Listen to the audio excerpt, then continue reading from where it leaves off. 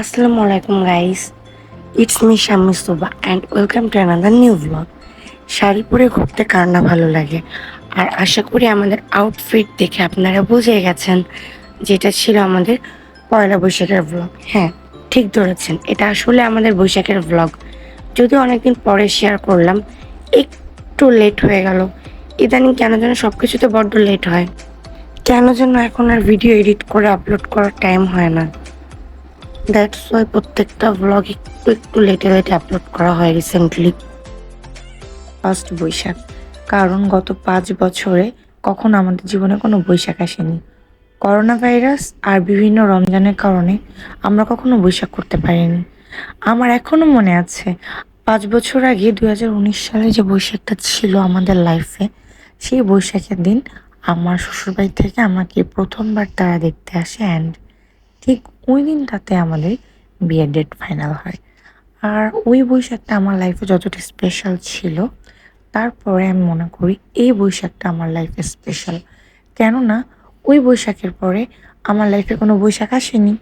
আর যেহেতু এসেছে 5 বছর পরে, সেটা কতটা স্পেশাল আপনারা দেখেন। সো আমার মামুনিকে নিয়ে আলহামদুলিল্লাহ আমরা অনেক ভালো আছি, অ্যান্ড আমরা চলে আসছি যশোর পৌর পার্কে। আর আপনারা সবাই জানেন যে যশোর পৌর পার্কে কিন্তু খুব সুন্দর কনসার্ট হয়, অ্যান্ড বৈশাখের একটা অন্যরকম একটা ভাইব তৈরি হয়। কাপল থেকে শুরু করে সব রকমের ফ্যামিলি থেকে শুরু করে আপনারা যে কাউকে নিয়ে এখানে আসতে পারেন। সো আমরাও চলে আসছি ফ্যামিলি সহকারে। আর আমার ভীষণ ভালো লাগছিল, এত মানুষের ভিড়, বাট এত বেশি গরম ছিল কি আর বলবো। মাঝখানে আমি একটু উর্মি আপুর সঙ্গে একটু পোজ দিয়ে ভিডিও করছিলাম, যেহেতু আপু ভ্লগিং করে আমিও। তারপরে আমরা অনেক টায়ার্ড হয়ে যাই, অ্যান্ড আমরা আড্ডাখানায় চলে আসি। আড্ডাখানা ক্যাফেতে এত ভিড়, আমরা দাঁড়ানোর কোনো প্লেস পাচ্ছিলাম না। অনেক টাইম এদিক ওদিক করে দেন আমরা ভীষণ কষ্টে একটা সিট পাই, অ্যান্ড তারপরে আমরা রাতের ডিনারটা আড্ডাখানাতেই সেরে ফেলি। আর আড্ডাখানার ফুড কোয়ালিটি আমার ভীষণ ভালো লেগেছে। আমাদের চিকেন কারিটা ভীষণ ভালো ছিল, আর রাইস বলটাও খুব দারুণ ছিল। সো যাই হোক, দেখেন কি সুন্দর ডেকোরেটেড, আমার ভীষণ ভালো লাগে। এখানকার ডেকোরেশনটা খুব সুন্দর।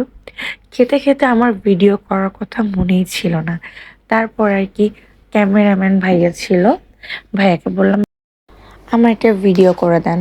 তাদের ফুড কোয়ালিটি আমার কাছে জাস্ট ওয়াও লেগেছে, বাট প্রাইসটা অনেক বেশি মনে হচ্ছে সব কিছু। আর তারপর আর কি আমি একটু ঘুরছিলাম, বিকজ আমি কখনোই একাধারে খেতে পারি না। খেতে খেতে আমি একটু ব্রেক নিচ্ছিলাম আর একটু একা একা ভিডিও করছিলাম।